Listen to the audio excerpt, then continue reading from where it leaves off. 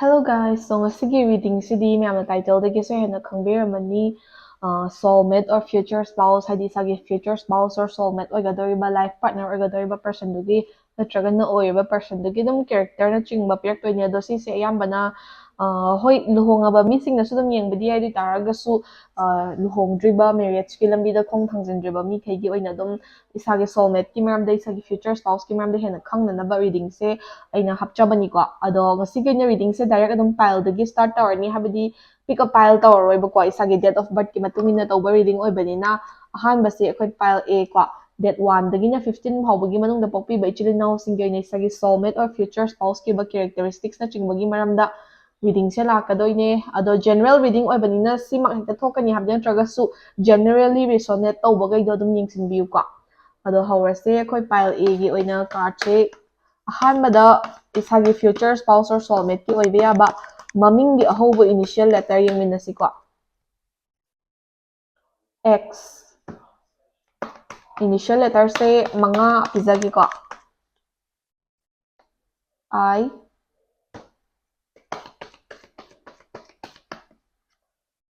A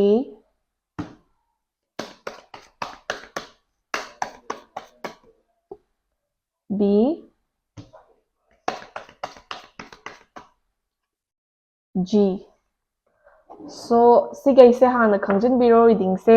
dum deck by deck haidi dum card amamam pick taraga admain chachagi ko isagi pile A oibiriba date 1 dagina 15 phawbagi manungda pokpi bechili now singi oiba future spouse ki oiba ba mamingi ahobo initial letter ni ko X I A G B isagi future spouse or life partner gadorba mi se magi maming se X na hobo yai I na hobo yai A na hobo yai G na hobo yai or B na hobo yai ba ko so letter manga sidagi ama hekta na hobo ya bagi possibility lei ko aduma hana khangjin biro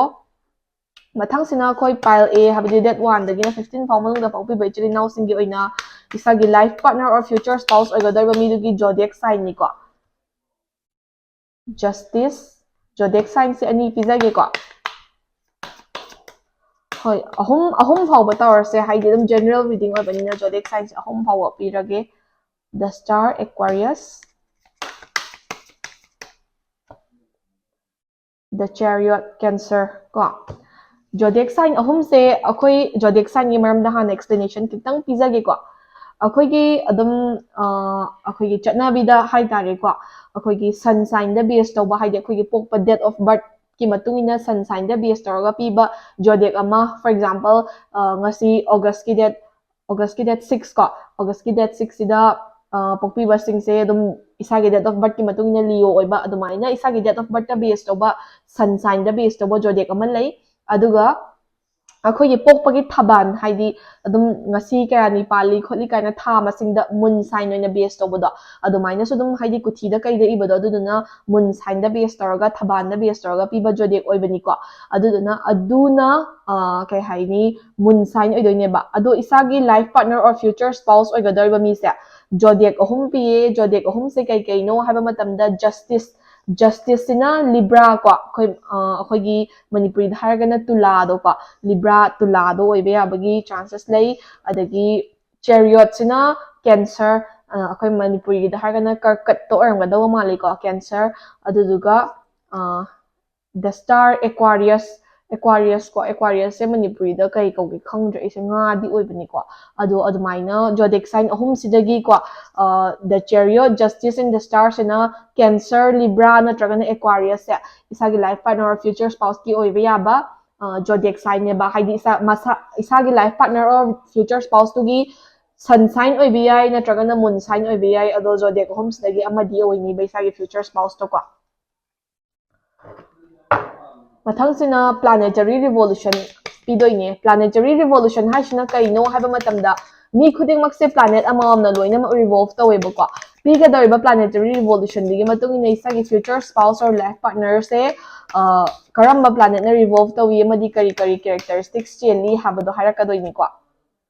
So the sun se sisina dum sun hariba planet se dum describe ta way habadi numit sisu khoi planet makhala mani star ni ko star ni adu na heavenly body mani na the sun sina dum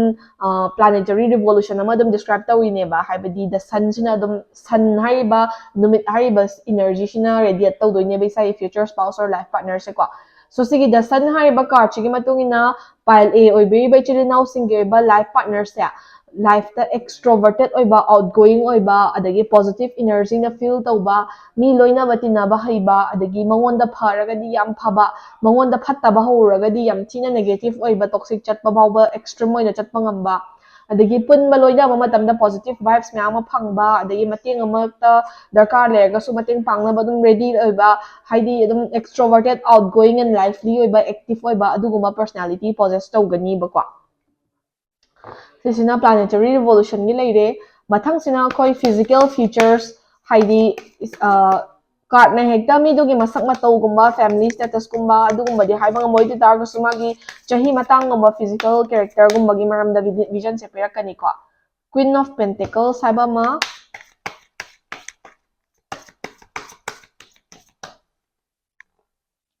knight of cups haiba manga card ani thole ko sigi card ani shina isagi future spouse or life partner oigadaba mi gi maram da vision se perak toine so pile A habadi that one dagi na 15 hawbagi manungda pokpi ba ichili now singsa sise nupa na reading se yengbiba oitaragadi ko isagi life partner se isagi punchi khongloi ogadoriba isagi future spouse ogadoriba mi se isagi dum lenga oina batchmate oina describe tawba yaba hanaraga su chahi se maximum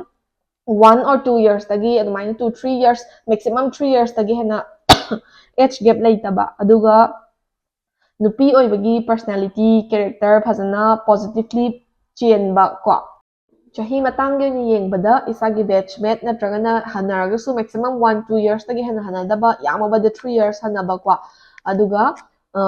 dum magi chahi matangge yengnaw matamda maturely dum thinking tawba maturely behave tawba isagi partner siga loida ba matamda mana khara hena mature oibagi mongda dum wakhal khanba khotpa oira dumaina dum tawba adagi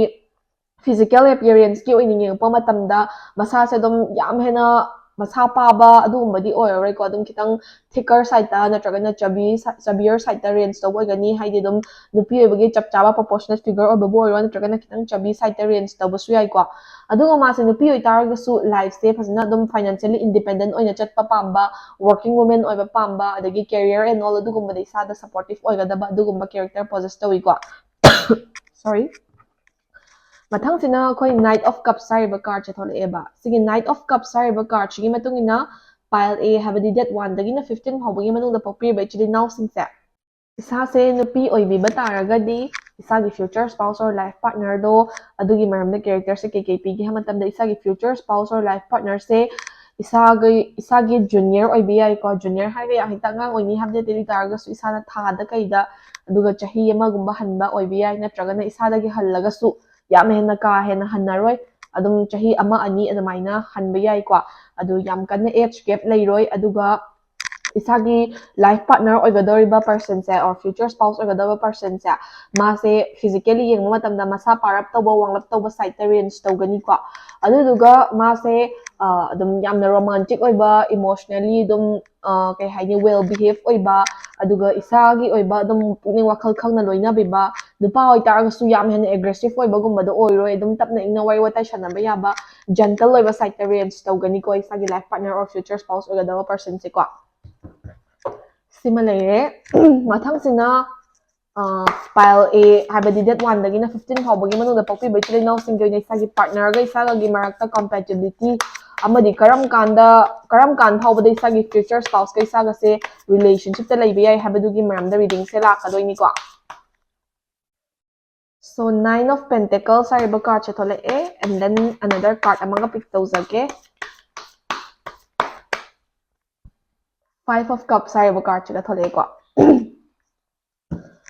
so isagi future spouse or life partner se kuchu kumel gi maram daso haipetang description khara hapcharamge isagi life partner or future spouse or gadar mi se kuchu gi ni yang pamatam da kulai kuchu dagi na kitang darker side ta range to boya yam hena fear hoiba yam hena skin tone se yam hena light oibadudi oiroi ko adum kulai kuchu oibi yai adagi hoi adum medium oibi yai adi taraga su kitang darker side ta su range obi yai aduga yam hitang ngouba yam hita fair skin tone oibadudi oiroi ba ko aduga pile A oibiri ba actually now sing se life ta dum relationship kumba se yam hena satisfied oiba mong da layakte relationship kumba se dum disappointments kumba setbacks kumba dum thengnare ko ado isagi partner haidi future spouse or life partner oigadoi ba mi se thengnabadagidi isana life ta watlamba missing piece khara feel tawbai ta tawba adagi isana pamjabado loinamak natraga su saruk khara di dum moida yaurambagumba adagi isagi life se sigi person siga thengnabadagi fazna well settle oina organize oina chatpa ngamba adugumba sing se dum thengnarakani ko aduna isagi future spouse or life partner oigadaba person siga isaga se dum all yamna compatible oiba adagi organize oiba relationship ama oi laigani ko aduga relationship se isagi future spouse ka isaga se chahi mari gi manungda relationship ta layrakpa yai ko chahi mari se yam sangna pi haina khanbiramba yai ado isagi life partner future spouse se hauji relationship sida isaga relationship ta lairabo oiramba yai natragana thengnadriba randomly new person amo oiba yai adubu within 4 years tadi isa se isagi future spouse or life partner oigadorba miduga compulsory relationship ta lairani habaneba ko aduga piriba readings tagi isagi future spouse oigadoriba or life partner oigadorba miduga characteristics se loinamak chanadaba yade habdi laite adu taragasu piriba characteristics mayam stagi 80 to 90% chanaragadi dum future spouse to oiba yaiba ko haidi loimak chanaraga zodiac ta kitang khenabagumba or physical character kitang khenabagumba natragana chahi matang kitang khenabagumba adumaina khara onthok onjin tawba haidi ama ani chanadabadi yaiba adubu piriba characteristics singdagi 80 to 90% ni chanaba oiba yabagi vision pi ba general reading oitaragasu ko aduga matamse isana yam sangna pi haiduna khanbigano within 4 years haibadi chahi mari gi manung sida hauji oiba yai ngasi oiba yai mathang chahi oiba yai ko adubu chahi mari gi manungda pile A oiba ri actually now sing se isagi future spouse oigadoriba miduga compulsory relationship tadi layerni habani ba ko so sida loire pile A gi oiba future spouse or soulmate ki oiba reading se ko sigi lawba yaba advising option biraga mathang reading among ngaminers hey guys mathang sina akoi pile B ko pile B hairagadi date 16 dagina 31 faubagi manungda isagi date of birth oibiba actually now singda adugi future spouse or soulmate ki maramda reading se laktuini ado ahanbada akoi pile B gi oina su name initials haidi isagi future spouse or life partner ogadawa midugi mamingi ahobo initial letters sing se yengminasi ko N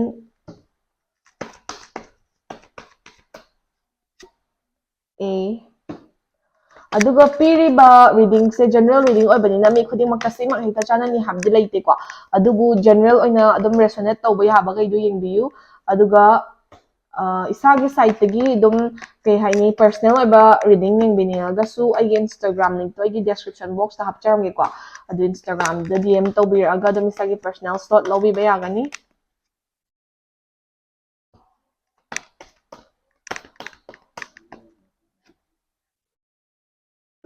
So name initial laire name initial se kai kai no haba matam da isagi future spouse or life partner oigadorba mi do adugi mamingi ahoba initial letter se D na hoba yai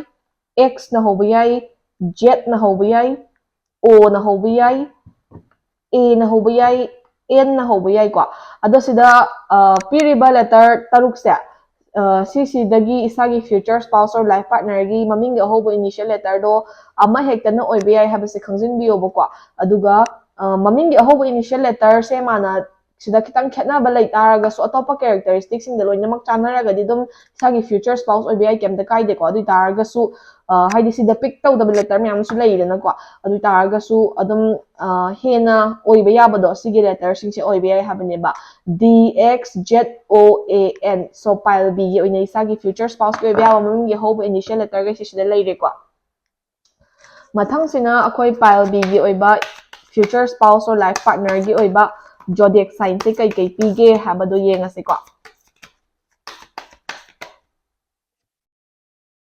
Temperance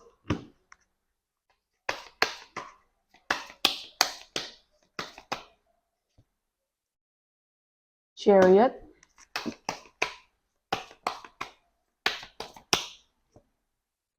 the Emperor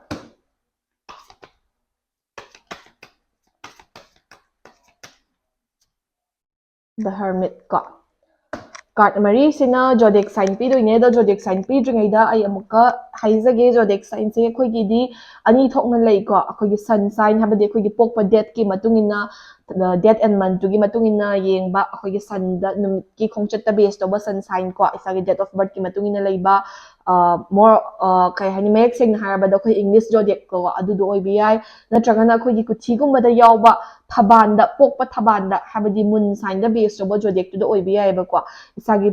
life partner or future spouse oigadori ba se pile bi gi sigi zodiac sign se sun sign da base to boy bi ai moon sign da base to boy bi ai ba kai zodiac oi ba ya gi haba matam na Sagittarius ko akhoi manipuri gi da harga dhanu habra admaina 10 kapado Sagittarius to adu oidoi ba ko adagi the hermit sina Virgo sina koi kaina rasi do ko adu do oi bi ai adagi the chariot sina ama karkat habra cancer the chariot ko aduduga the emperor sina Aries se koi mes to ko Aries se mes na khangde Aries kai hai do khangde ai manipuri gi di phasna khangdre ado Aries oi bi ai Sagittarius oi bi ai Virgo oi bi ai Cancer oi bi ai ko ai manipuri gi se kya khangdre khangba leraga su dum haibiramo ko sini habado ko khangba yaubiraga so do Aries oi bi ai Sagittarius oi bi ai Virgo oi bi ai Cancer oi bi ai ko so pile B oi bi ba chili now singi future spouse or life partner gi oi bi aba zodiac sign se sun sign da oi gera moon sign da oi gera Aries Sagittarius Virgo and Cancer sigi mari sidagi ama oi bi ai ba ko mathang sina khoi planetary revolution ne planetary revolution hai sina kai no ha matam na mi khodi mak se planet ama amna loina revolve tawe ba adu sigi planetary revolution sigi matung ni sagi future spouse or life partner gi ahen ba character khara analyze tar ka doini ko sida the full hari ba card chi thole e tuka amaga pick tau se ge ko the hangman ko so the full hariba card chiga the hangman hariba card chiga na kai describe tawge ha matam dai sagi pile B or B chili now singi life partner se Uranus hariba planet se natragana Saturn hariba planet se planet anis dagi planet amana rule tawba yae ba ko ado isagi life partner or future spouse oigador ba mi se adum life ta kitang haidi rusty oibado haidi kitang thaba ma taw matam da patience laiba kitang watpa adagi kitang careless oiba kitang clumsy oiba adugumba side ta difference tawani but mabuk ti am phagani ba ko haidi mabuk phabagi mina advantage kumba lobi ba adagi mina hairi gai hoi na tabado adugumba tatadi khar chengani ba aduga ma se life ta dum magi damakta mating pangbinaba mi di watpa adubu mi gina kinoma darkar lai po matamda di masa dum available oiba dum mating pangbukot pa damang dum tawba chanhong chanin kinoma darkar lai ro ma dum chanhong chanin tawba ma dum ba khar dum tawgani kwa aduga mase adum life da anova beginning gumba di adum hadi careless oi taraga sun luck gumba dum leiba life da daw gumba di dum yaba person ama oi ni ba aduna mana migi da muta mating panguba migi da muta sacrifice tawba dugi life da good karma gumba di la aga dum aphaba di oi ba adu taraga su matang matam da adum ayang majaga da mini advantage lobi ba mina sizina bi ba gumba adagi mina sana bi ba gumba du gumba di khar tawgani ba ko mabuk phabagi hai tare ko haidi kana da sacrifice ko makhar tawgan gani ba mathang sina koi pile B habadi date 16 dagi na 31 fawbugi manung da pokpi bai chili now singi oina life partner or future spouse ki oiba physical characters pirakadoi ni kwa the Page of Cups saba mathole e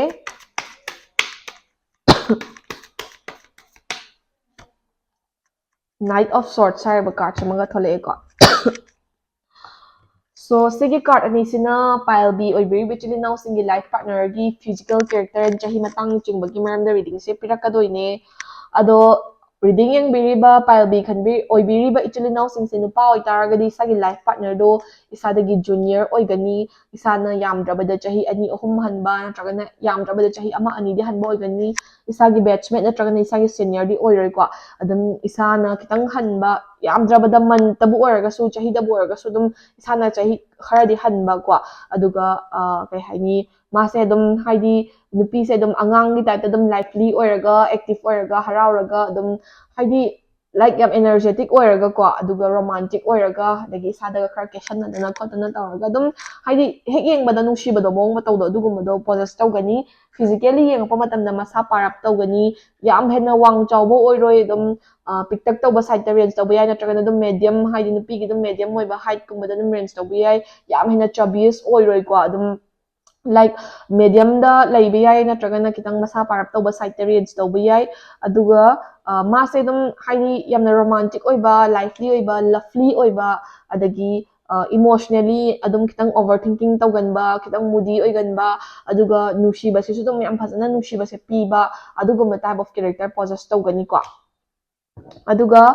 पाइलबी हाबदी date 16 दगिना 31 फावबगी मनोंग दा popular बैचरी now सिंसे नुपी ओइबी तारगदी हाइदी नुपी ना reading से यंगदे बोय तारगदी इसागे life partner और future spouse ओइगदरबा मी से इसादगी चही खितंग यामद्रबदा चही अमा अनि गुमबदी हनबा नत्रगना इसागे batchmate ओइ तारगसु थादा कइदा इसादगी हनबा इसागे जूनियर नत्रगना याम हेक्ता एज गैप लेबदुदी ओइरोय इसागे बैचमेट ओइनादि दुम डिस्क्राइब तौबो यारगसु इसादगी थादा कइदा खरा हनबा नत्रगना अदुम चही अनि अहुम फावबा एज गैप लेबा याम हेना एज गैप ति लेनारोय को अदुगा मी से येंगबा मतमना नुपा से वांग चावबा नुपा दा नुपा मानबा फिजिकली फिट ओइबा टाइप ता रेंज तौगनी खितंग मस्कुलिन साइड ता सुदुम रेंज तौबसु याइ को अदुदुगा मासे याम इंटेलेक्चुअल नॉलेज हाई ओइबा वखल लौसिंग बुद्धि लौसिंग याम लेबा अदगी क्लेवर माइंडेड ओइबा अदुगा लाइफ से दम यामना शार्प माइंडेड ओइने हिंगबा पामबा अदगी रिलेशनशिप कुंबसे वन वर्ड ओइबा हाइदी ngang वादो ngaknaba hotnaba loyal oiba type ta range tawgani ko magi character se so similarly mathang sina akoi pile b oi very bachili now singi sagi life partner or future spouse or doba mi du gi saga chana gadra and then karam kanda relationship ta lay rafi ai habagi maramda reading se la ka doine 8 of pentacles,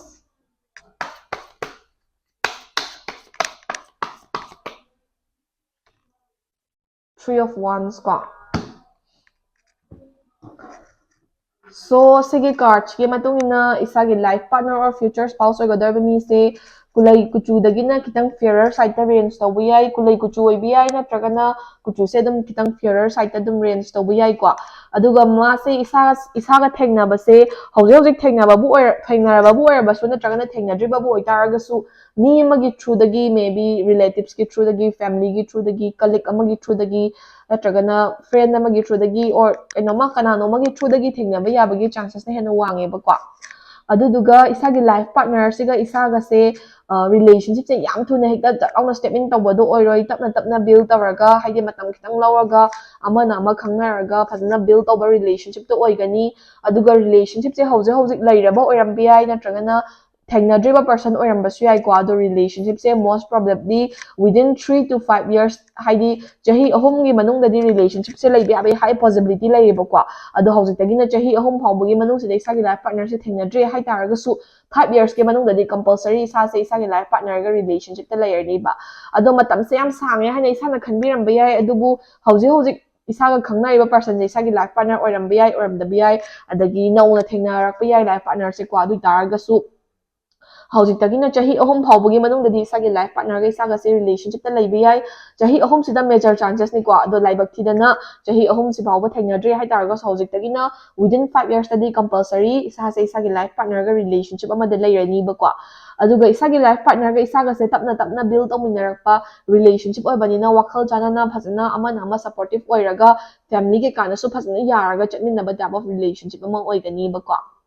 ado sumaina pi reading se aduga piriba character sing sidagi characteristics sing sidagi hekta 100% mak chana dradi ya de have like general reading su oibanina ko reading sidagi dum 80 to 90% character se chana ragadi haidi zodiac tabu oiro ming ge hob initial letter da oiro na tragana thengna ba sida bu oiro tra chahi matang adum bador ama cham ama ni khetna bidi kemta kai de ba ko dum majorly characteristics am chana ragadi dum isagi future spouse oibe yai ko so sumaina pi pile b gi su reading se future spouse ki oina sida loijare sidagi lawbe aba advice sing lotion biraga mathangi reading among ai minare se ko thank you for watching